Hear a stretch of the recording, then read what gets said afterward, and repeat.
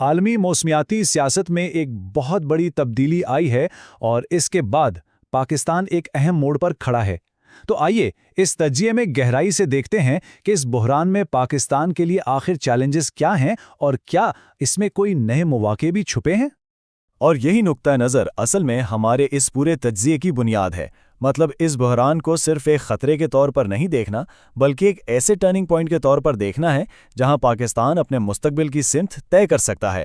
تو شروعات ہوتی ہے ایک بہت بڑے سنسنی خیز واقعے سے، امریکہ کا اپنے بین الاقوامی موسمیاتی وعدوں سے پیچھے ہٹنے کا فیصلہ، اور اس ایک قدم نے آپ سمجھ لیں عالمی تعاون کی پوری بنیادی ہلا کر رکھ دی۔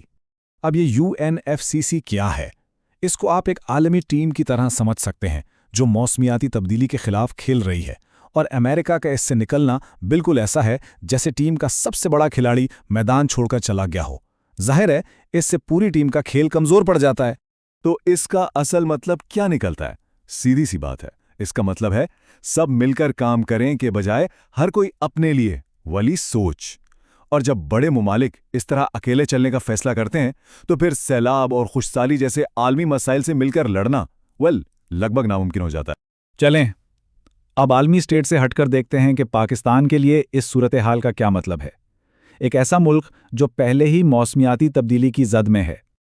یہ تجزیہ بالکل صاف صاف بتاتا ہے کہ پاکستان کے لیے یہ کوئی دور کی کہانی نہیں، بلکہ اس میں بتایا گیا ہے کہ ملک کو فوری طور پر ماحولیاتی آفات، معاشی دباؤ اور ایک بہت ہی پیچیدہ جیو پولیٹیکل منظرنامے کا سامنا ہے۔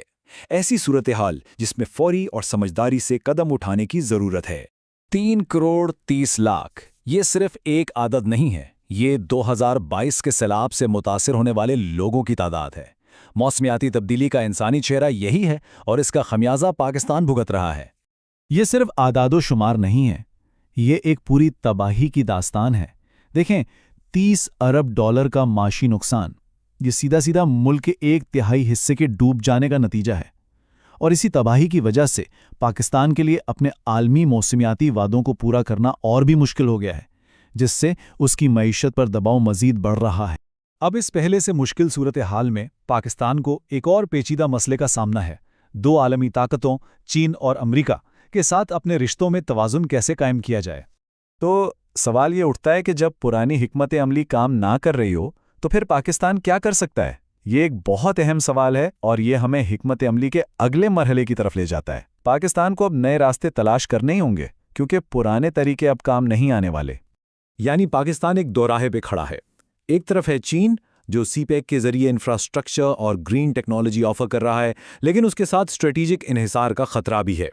دوسری طرف ہے مغرب جو تکنیکی مدد اور مالیات تو دے سکتا ہے، لیکن وہاں سے تجارتی رکاوٹوں کا خطرہ بھی ہے۔ یہ واقعی نازک توازن کا کھیل ہے۔ اس کی ایک آسان سی مثال ہے یورپی یونین کا CBAM۔ آسان لفظوں میں یہ یورپ میں داخل ہونے والی ان مصنوعات پر ایک قسم کا کاربن ٹیکس ہے جو ماحول دوست طریقے سے نہیں بنائی گئیں۔ اس کا مطلب کیا ہوا؟ مطلب یہ کہ اگر پاکستان اپنی صنعتوں کو جدید نہیں بناتا تو اس کی برآمدات مہنگی ہو جائیں گی اور وہ مقابلے سے باہر ہو جائے گا، اور یہ ایک ایسا دباؤ ہے جو امریکہ کے فیصلوں سے بالکل آزاد ہے۔ تو اب حل کیا ہے؟ مصنف اس کے لیے پاکستان کے لیے ایک واضح اور قابل عمل منصوبہ پیش کرتے ہیں۔ آئیے دیکھتے ہیں کہ یہ 4 نکاتی حکمت عملی آخر ہے کیا۔ تو یہ 4 نکاتی حکمت عملی ایک مکمل منصوبہ پیش کرتی ہے۔ پہلا، شراکت داروں میں تنوع، صرف چین یا مغرب پر انحصار کرنے کے بجائے یورپی یونین اور دیگر ممالک کے ساتھ موسمیاتی اتحاد قائم کریں۔ دوسرا، چین کو گلے لگائیں۔ چین کو صرف ایک قرض دہندہ کے طور پر نہیں بلکہ شمسی اور ہوا کی توانائی جیسے سبز منصوبوں کے لیے ایک اہم پارٹنر کے طور پر دیکھیں۔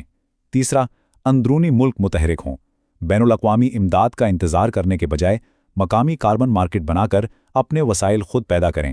اور چوتھا، علاقائی قیادت، اپنے پڑوسیوں کے ساتھ مل کر کام کریں تاکہ جنوبی ایشیا موسمیاتی تبدیلی کے خلاف ایک متحدہ محاذ بن سکے۔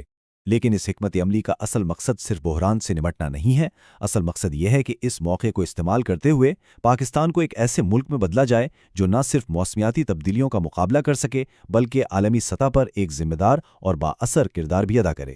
تو ہم اس تجزیے کو اس سوال پر ختم کرتے ہیں، کیا واقعی یہ ایک عالمی بحران کسی قوم کے لیے ایک نیا راستہ بنا سکتا ہے؟ شاید پاکستان کا آنے والا سفر ہی اس سوال کا سب سے اہم جواب دے گا۔